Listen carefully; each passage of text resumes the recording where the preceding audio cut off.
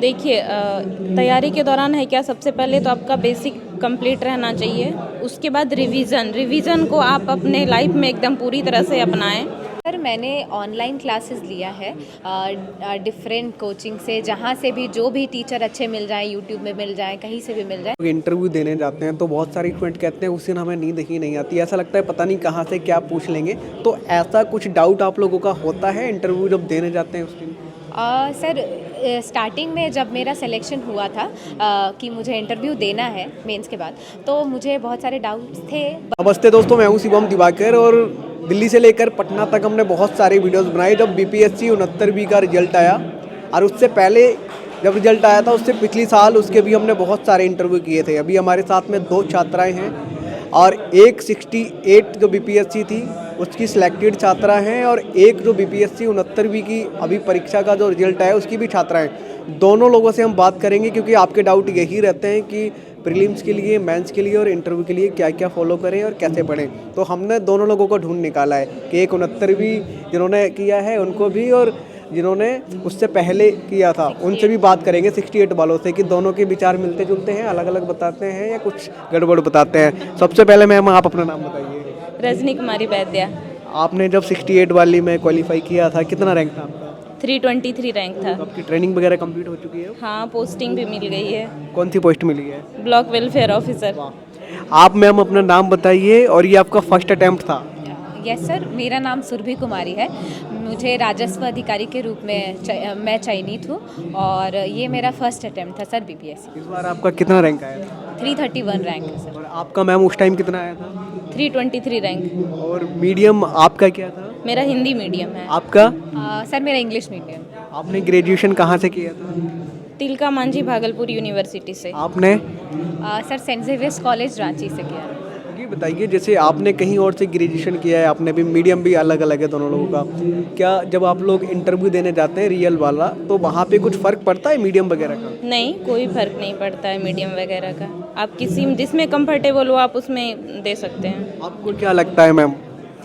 Sir interview में जो important है वो है सेल्फ कॉन्फिडेंस, अपने ऊपर विश्वास है। आप जो रियल में है वही आप वहाँ पे इंटरव्यू में दिखाते हैं। तो आई थिंक ये सबसे ज़्यादा इम्पॉर्टेंट होता है लैंग्वेज के अलावा। मैं आपसे अब ये जानना चाहूँगा जैसे मैम आप 68 की हैं, वो 9 की हैं, तो प्रीलिम्स के लिए किन किन बातों का ध्यान रखनी चाहिए? जो गलतियाँ हो जाती हैं फिर क्या होता है स्टूडेंट छोटी छोटी गलतियाँ करता है, समय निकल जाता है, उम्र बढ़ने लगती है और अटैम्प्ट भी बढ़ जाते हैं। क्या क्या गलतियाँ तैयारी के दौरान स्टूडेंट को नहीं करनी चाहिए? देखिए तैयारी के दौरान है क्या, सबसे पहले तो आपका बेसिक कंप्लीट रहना चाहिए। उसके बाद रिवीजन को आप अपने लाइफ में एकदम पूरी तरह से अपनाएं, क्योंकि बार बार पढ़ने से चीज़ें याद हो जाती हैं। मतलब ऐसे बहुत लोगों का रहता है ना कि जीके है याद नहीं होता है, तो आप रिवीजन करें, बार बार रिवीजन करें तो वो याद रहेंगी। जब आपका एग्ज़ाम नज़दीक है, पहले आप मेंस का करें, लेकिन जब आप देख रहे हैं कि अब प्रीलिम्स नज़दीक है तो 2 मंथ पहले से आप प्रीलिम्स का तैयारी करें और पूरा फुल फोकस्ड होकर सिर्फ प्रीलिम्स का करें। और उस समय आप टेस्ट सीरीज ज्वाइन कर सकते हैं, जिसमें कि आपको ये पता होना चाहिए कि अभी हम किस लेवल पे हैं, कहाँ पे मतलब मेरी कमी रह गई है। तो टेस्ट सीरीज से ये एक फ़ायदा होता है ना कि जो हमको समझ में आता है कि अब मेरी तैयारी कितनी कम रह गई है, तो हम उसको फॉलो कर सकते हैं। और रिवीजन करें ही करें, एनालिसिस करें अपना टेस्ट देने के बाद, तो वो चीज़ें आपको काफ़ी हेल्प करती है प्रीलिम्स में। मैं आपसे ये जानना चाहूँगा जैसे आपका ये फर्स्ट ही अटैम्प्ट था, बीपीएससी में आपका फर्स्ट था ये? Yes sir. और यूपीएससी का भी कोई अटैम्प्ट वगैरह लिया है? यूपीएससी में मैंने दिया था सर, 2 बार मैंने दिया है, लेकिन पीटी क्लियर नहीं हो पाया सर। तो मैंने बीपीएससी की ओर रुख किया और मुझे यकीन था कि हो जाएगा। और बीपीएससी के लिए सर मैंने इंटीग्रेटेड पढ़ाई की, ऐसा नहीं कि मतलब सिर्फ प्रीलिम्स पे बहुत ज़्यादा फोकस किया। तो मुझे लगता है कि सफल होने का कारण ही यही है कि मैंने मेंस के लिए भी पहले से तैयारी कर रखी थी और इंटरव्यू के लिए भी थोड़ा बहुत प्रिपरेशन था, इसलिए सर हो पाया। आपका यूपीएससी में ऑप्शनल सब्जेक्ट क्या था? Sir political science. तो जब आप यूपीएससी की तैयारी करते हैं तो क्या आपको बीपीएससी थोड़ा हल्का फुल्का एग्जाम लगता है? यस सर, आप कह सकते हैं, क्योंकि बहुत हद तक जो है सिलेबस कंप्लीट हो जाता है। और चूँकि बीपीएससी का सिलेबस थोड़ा सा छोटा है यूपीएससी के कंपैरिजन में, तो वो बहुत हेल्पफुल हो जाता है, लिमिटेड होता है। और आप अगर पूरे प्लानिंग के साथ अगर करते हैं तो इसमें सफल हो जाएंगे। आपने सेल्फ स्टडी वगैरह की थी दिल्ली में रह करके या तैयारी की थी यूपीएससी की? नो सर, मैंने ऑनलाइन क्लासेस लिया है डिफरेंट कोचिंग से, जहाँ से भी जो भी टीचर अच्छे मिल जाएं, यूट्यूब में मिल जाएं, कहीं से भी मिल जाएं, मैंने उस रिसोर्सेज को फॉलो किया है। और सर मैं पटना में रहकर पढ़ी हूँ कोरोना के बाद से सर। बीपीएससी मेंस के लिए आप क्या टिप्स देना चाहेंगे उन स्टूडेंट को जो अब 71वीं में बैठेंगे या फिर जिनका नहीं हो पाया था मेंस में, क्योंकि वो लोग बड़ा हताश निराश हो जाते हैं जब नहीं हो पाता है, तो उनको आप क्या कहना चाहेंगे? सर मेंस के लिए मैं कहना चाहूँगी जो बहुत इम्पॉर्टेंट और मेरे लिए जो काम किया है सर, वो है डिस्कशन। अगर आपके पास कोई अच्छा पीयर ग्रुप है या कोई भी इंसान मतलब जो सेम प्रोसेस में है, आप उनके साथ डिस्कशन करते हैं, या मतलब कोई भी मुद्दा है या कोई भी टॉपिक है, आप उनके साथ डिस्कस करते हैं, तो वो चीज़ें काफ़ी अच्छे से क्लियर हो जाती है और आप वो मेंस में लिख पाते हैं।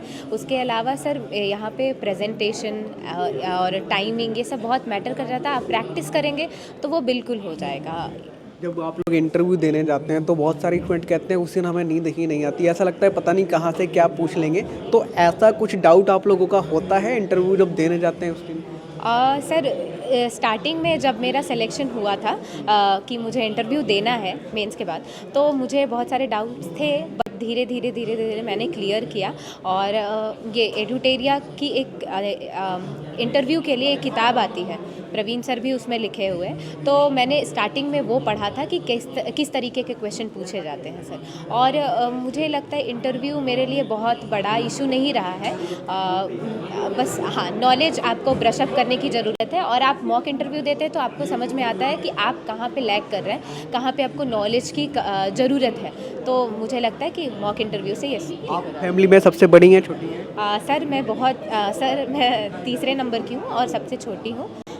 उससे बड़ी मेरी दीदी है जो अभी SBI PO है, और भैया है मेरे घर में। अच्छा, ऐसा आपको क्यों लगाता है कि यूपीएससी की तैयारी करें, फिर नहीं हो रहा है तो बी प्लान बीपीएससी रख लिए? सर मुझे किसी ने मेरे सीनियर्स ने बताया था कि कोई UPSC एग्ज़ाम होता है जिसके थ्रू आप कुछ मतलब अलग कर सकते हैं, जो हमारे यहाँ कोई नहीं करता है, और तुम्हारे पास टाइम है तो तुम अच्छा कर सकती हो। तो मैंने बस स्टार्ट किया और प्रोसेस में लगी रही, और मुझे सफलता मिली है सर। तो हाँ, आपको ऐसा भरोसा था कि बीपीएससी का अगर हम फर्स्ट अटेम्प्ट देंगे तो उसमें ही मेरा हो जाएगा, क्योंकि यूपीएससी में नहीं हो पाया? सर मैं झूठ नहीं कहना चाहूँगी, मुझे ऐसा लगता था कि मैं अगर दूंगी, क्योंकि UPSC में कर रही थी, तो मुझे लग रहा था कि मैं अगर दूंगी तो मेरा भी PSC हो जाएगा। आप बताइए, जैसे इन्होंने ये जो आपकी फ्रेंड है इन्होंने बताया कि जब इंटरव्यू देने जाते हैं तो कॉन्फिडेंस पूरा होना चाहिए लगभग, तो जब आप देने गई थी तब नर्वस थी या नहीं आप? नहीं, मैं नर्वस नहीं थी, क्योंकि ये मेरा तीसरा इंटरव्यू था। तो और वैसे भी मेरा पेपर अच्छा नहीं गया था मेंस का, तो हमको लग रहा था कि ये मेरा होना ही नहीं है, तो चलो जैसे भी करके दे दो, बस इंटरव्यू है दे दो, क्योंकि मेरा मेंस पेपर काफ़ी बुरा गया था, मेरी तबीयत ख़राब थी, तो बस हमको नर्वसनेस नहीं हुई थी। आप कैसे देखते हैं जब आप स्टूडेंट लाइफ में स्ट्रगल कर रहे थे और जब आप सेलेक्ट हो गए, कहीं ना कहीं अभी पोस्टेड भी हैं, तो कुछ लाइफ बदली है, बदलाव हुआ है लाइफ? जी, काफ़ी चेंज हो जाती है जब आप PDF में अपना नाम देखते हैं तो। और मेरा काफ़ी स्ट्रगल रहा है। इसके पहले भी मेरी 3 इंटरव्यू मतलब दे चुके थे, तो नहीं, ये तीसरा इंटरव्यू था, 2 इंटरव्यू ऑलरेडी हम दे चुके थे। तो थोड़ा सा जब आप मतलब उस दौर से निकलते हैं और जब आप कुछ अच्छा करते हैं तो आपको लगता है कि नहीं, चलो कम से कम बेरोज़गार तो नहीं है ना, कम से कम गार्जियन के ऊपर डिपेंड नहीं है, कुछ कर सकते हैं, अपने लिए कुछ कर सकते हैं, गार्जियन के लिए कुछ कर सकते हैं, तो ये चीज़ बहुत अच्छा फील होता है। अभी आप पोस्टेड हैं, कुछ राजनीतिक दबाव वगैरह आते हैं?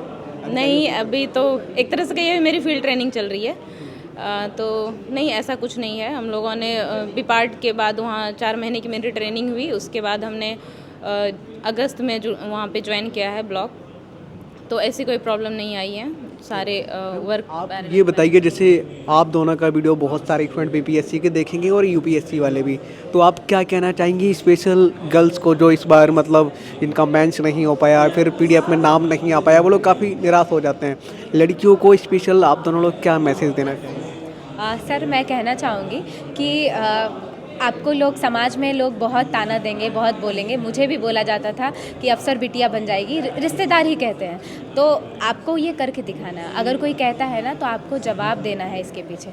आपको लोग कहेंगे कि भाग जाएगी अगर पढ़ने जाएगी, तो आपको इस ऐसा बोलते थे? ऐसा बोला जाता है कि सर मैं रांची से पढ़ी हूँ, तो जिस समाज में मैं जहाँ रहती हूँ तो लोग कहते हैं कि आप जाएंगे तो भाग जाएंगी, या ऐसा बहुत सारे लोग ताना देते हैं। लेकिन आपको इससे बढ़ के आगे करके दिखाना है। आप उनको जवाब दीजिए, काम से जवाब। हाँ बिल्कुल, अपने एक्शन से जवाब दीजिए, आप रिजल्ट दे कर जवाब दीजिए।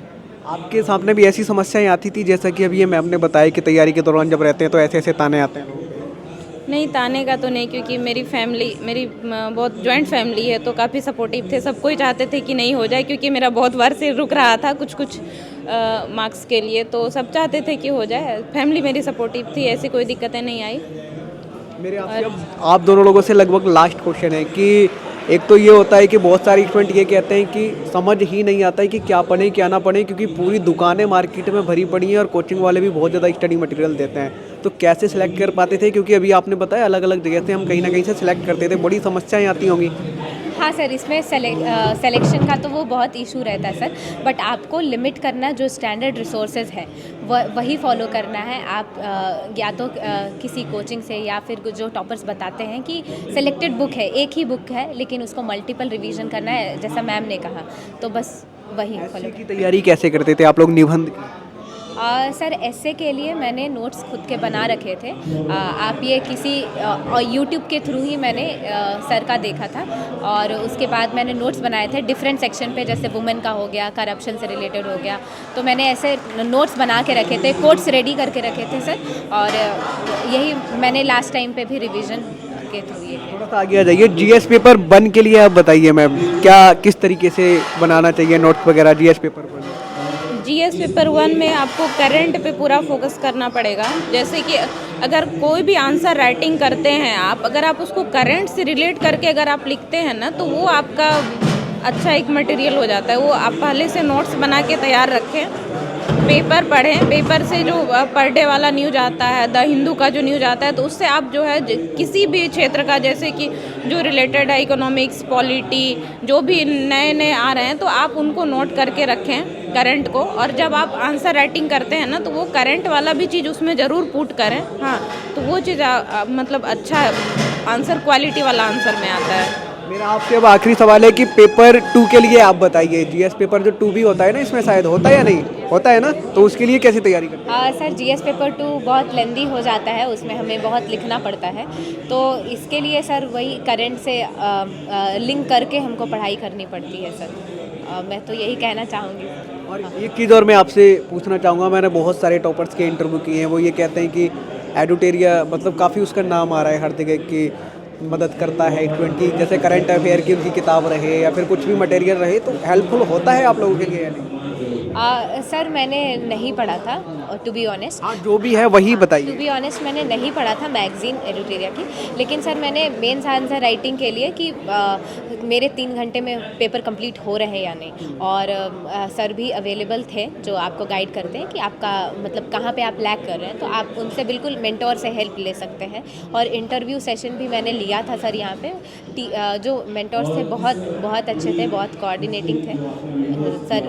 आप क्या कहना चाहते हैं इस पे, जो अभी मैंने सवाल पूछा है ये मैम से कि एडुटेरिया जब आप लोग स्टूडेंट होते हैं तैयारी के दौरान, तब कुछ अच्छा कंटेंट दे पाता है आप लोगों को? हाँ बिल्कुल, एडुटेरिया से काफ़ी हेल्प मिला है मुझे।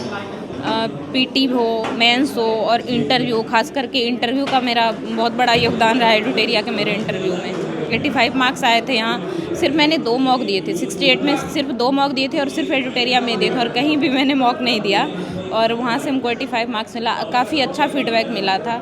और बहुत जगह आप जाते हैं ना, तो थोड़ा सा बहुत सारे आपको मतलब फीडबैक मिलता है कि ये नहीं कीजिए, ये कीजिए, तो आदमी डिमोटिवेट होने लगता है।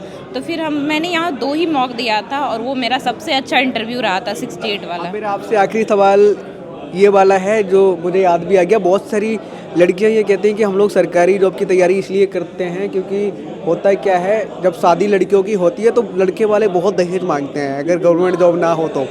क्या आप लोग इसलिए भी तैयारी करते हैं कि जब गवर्नमेंट जॉब होगी तो हमें देना भी नहीं पड़ेगा और हम खुद सक्सेसफुल होंगे? सर मेरा कुछ ऐसा स्पेसिफिक नहीं था, मुझे बस था मुझे इंडिपेंडेंट होना, फाइनेंशियली इंडिपेंडेंट होना, कुछ करना है। और मुझे बस ये पता चला कि होता है, कुछ सिविल सर्विसेज भी होता है, और मैंने बस उसी की ओर रुख किया। घर में कुछ भी परिस्थितियाँ रही, परिवार का बहुत सपोर्ट रहा, भाई बहन सबका सपोर्ट रहा, उसी के थ्रू मैं ये यहाँ तक पहुँच पाई। क्या अभी आप रुकेंगे नहीं, यूपीएससी की तैयारी जारी रहेगी? सर वो देखती हूँ, अगर समय मिलता है तो बिल्कुल आगे करूँगी। आप क्या कहना चाहेंगे उस वाले सवाल पे कि इसलिए आप लोग तैयारी करते हैं कि दहेज नहीं देना पड़ेगा और इंडिपेंडेंट रहें? नहीं, सिर्फ इसलिए तो तैयारी नहीं करते हम लोग कि दहेज नहीं देना पड़े। लड़के तो बहुत सारे बोलते हैं कि हम तो इसलिए कर रहे हैं दहेज ज़्यादा मिलेगा।